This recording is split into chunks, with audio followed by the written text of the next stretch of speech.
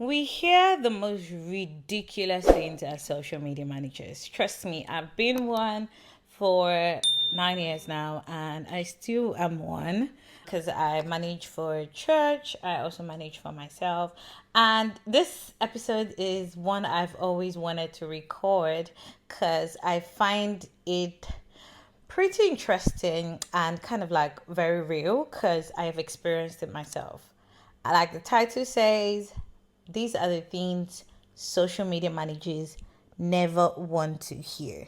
If you're a social media manager, I'm sure you're going to be nodding and you're going to be agreeing with me as I say these things. We've had the most ridiculous statements as social media managers, and it's pretty annoying because we're not magicians.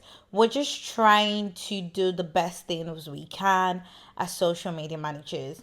And when things don't actually work out, we get the blame. Let me just go right into this podcast episode, shall we? Hi, in case you're new here, my name is Bolaji. I am the social media ogre, and I am someone who wants to be your social media bestie, and I teach you how to use social media the right way, also changing the narrative around social media management. I've not been consistent with my podcast episodes, but I'm hoping to stay as consistent as I can going forward.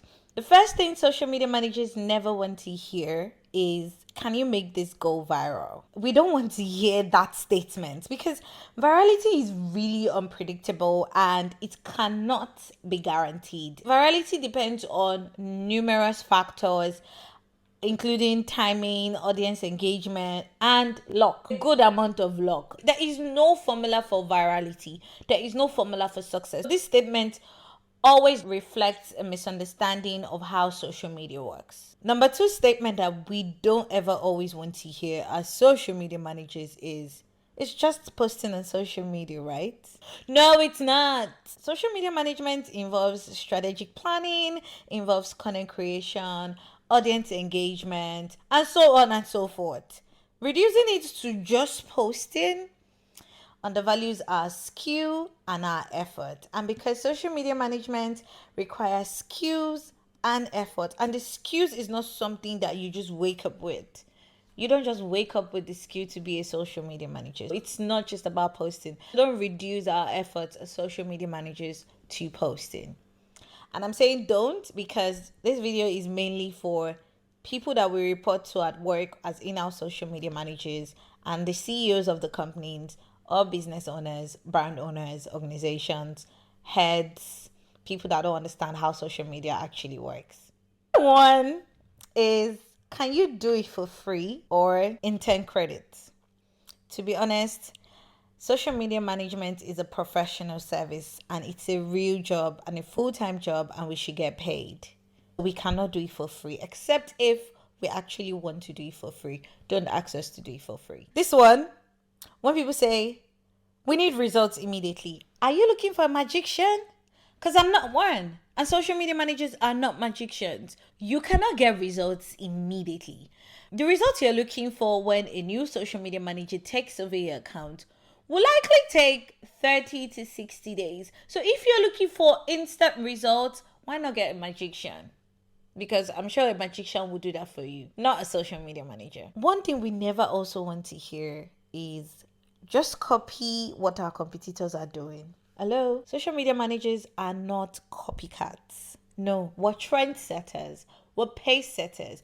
We don't copy. And any social media manager that agrees with you and just copies what your competitor is doing is not actually a social media manager. The person is obviously a social media poster.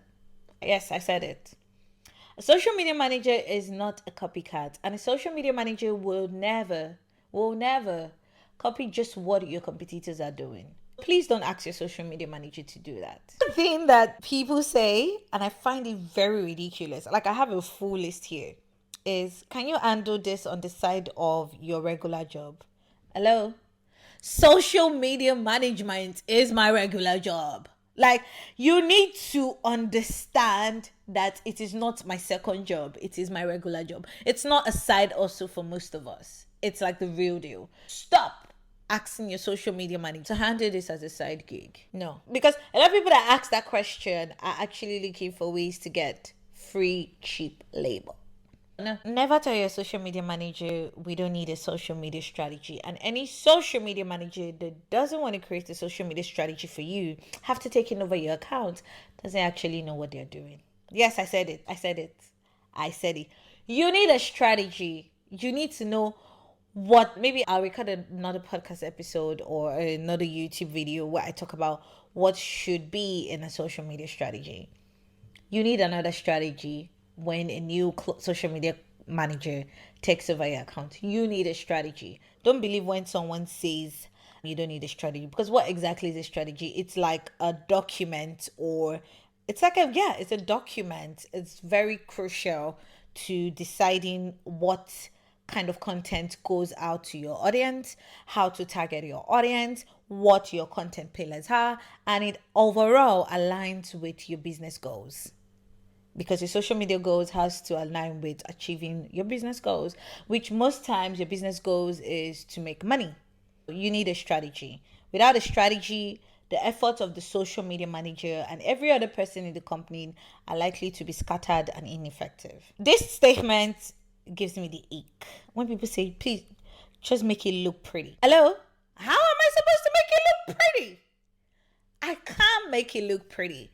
You shouldn't just consider your aesthetics first. I promise you, we really don't care about aesthetics. Yes, we care about the quality of your content, but you shouldn't be concerned about making something look pretty. And then because you want to make something look pretty, you don't allow your social media manager to do what is best for you. You got a social media manager because you obviously don't know how to manage your account, or you obviously don't have the time. You're paying them to be the experts. Let them be the experts. Stop trying to micromanage them.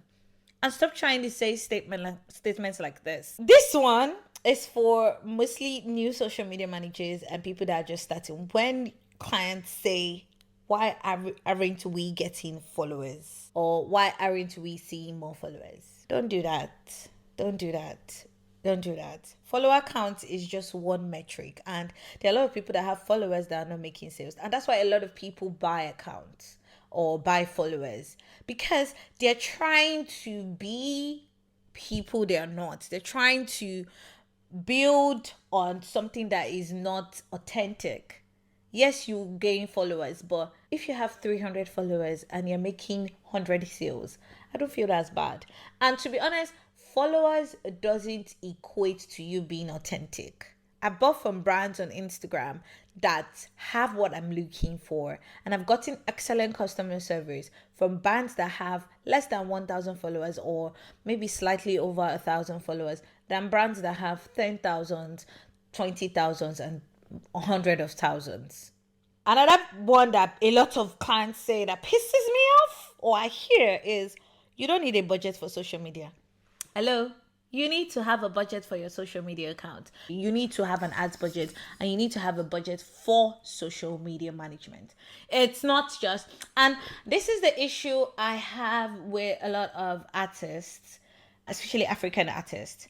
They think of their social media management or their social media strategy after you've spent money on production, you've spent money on, and these are mostly upcoming artists, you spend money on production, filming, everything, songwriting and everything, and then you come and you're looking for cheap labor for social media management. No, you're not gonna get one. You are not gonna get one.